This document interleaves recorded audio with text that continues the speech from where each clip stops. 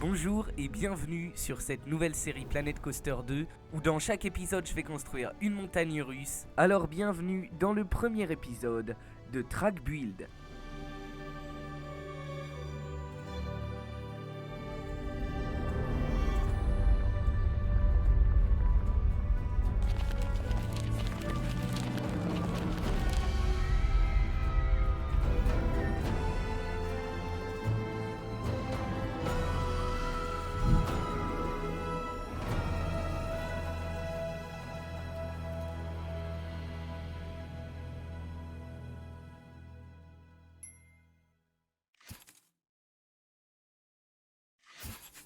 Pour ce premier épisode, je vais créer un inverted coaster de chez B&M. Donc pour ceux qui ne savent pas, c'est tout simplement les constructeurs de l'attraction.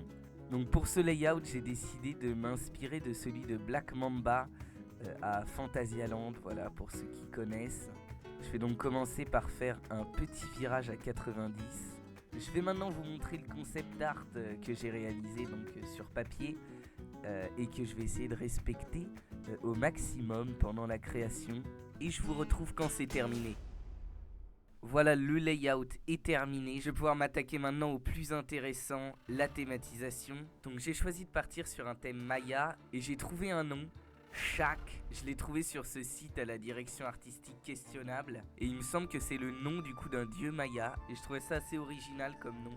Donc j'ai commencé à placer mes premières pierres et petit à petit j'ai créé ces sortes de ruines voilà qui font penser du coup à un temple abandonné. Et je trouvais ça sympa l'idée de mettre un arbre au sommet. Voilà, c'est une petite touche d'originalité que je trouvais marrante et ça fait penser un peu au fromager, il me semble que ça s'appelle comme ça, les arbres sur les temples notamment mayas du coup. On a juste à côté l'Immelman, le magnifique Immelman qui est fait un petit peu figure d'appel de la zone. Donc là, je rajoute un maximum de feuilles, de fleurs, de végétation sur l'arche. Puis je commence à placer le titre. Donc vous allez voir que je vais changer de police d'écriture parce que la première, je vous l'accorde, est pas très belle. Voilà, et je viens créer une barrière qui va me servir un petit peu dans tout le land après, vous allez voir. Simplement en la dupliquant. Donc là je me suis beaucoup basé sur le concept art pour l'arche, mais c'est vrai que le concept art va pas plus loin que ça, donc après j'ai dû un petit peu improviser et je trouve que je m'en suis plutôt pas mal sorti. J'ai rajouté de la mousse.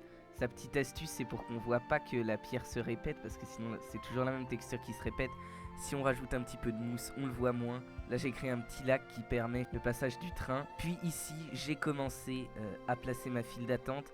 Alors là elle est rouge, je vous rassure, je vais changer la couleur. Et là j'ai bien galéré pour la rendre carrée. J'espère que cet outil va s'améliorer. Mais finalement je suis arrivé à un résultat qui me convenait.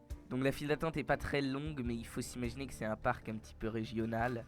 Voilà pour le premier speed build de la file d'attente que je finirai tout à l'heure. Mais maintenant, je vais vous présenter la gare que j'ai faite. Il y a une petite surprise à l'intérieur que vous découvrirez à la fin. Je suis plutôt content, voilà, c'est assez simple, mais c'est efficace, je pense.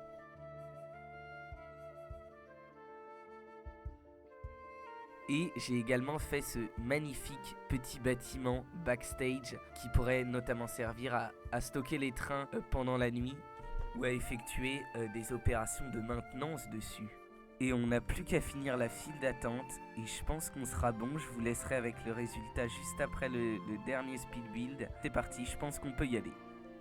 Ici j'ai créé un petit fossé et j'ai décidé de mettre des grands murs de pierre.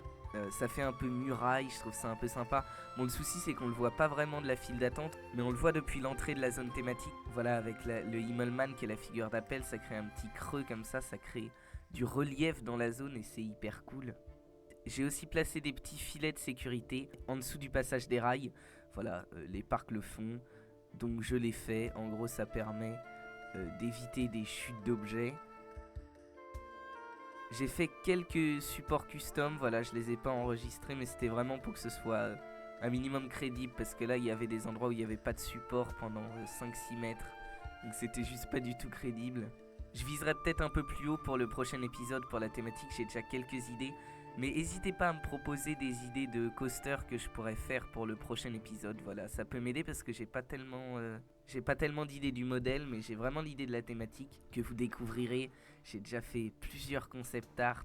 Il y aura même un plan de la zone en 3D que j'ai fait sur Blender que vous pourrez découvrir dans le prochain épisode. Donc n'hésitez pas à vous abonner pour pas le louper.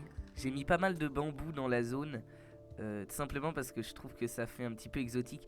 Alors au niveau de la végétation, je pense que j'ai pas été irréprochable. J'ai mis des plantes qui venaient d'un peu partout, mais l'idée c'était qu'il y ait beaucoup de plantes. Après, je sais pas si c'est vraiment réaliste, vous me direz en commentaire si vous savez. Donc là, je vais m'attaquer à la thématisation du parc à bœufs. Donc le parc à bœufs, c'est tout simplement le gros carré de file d'attente là qui nous attend.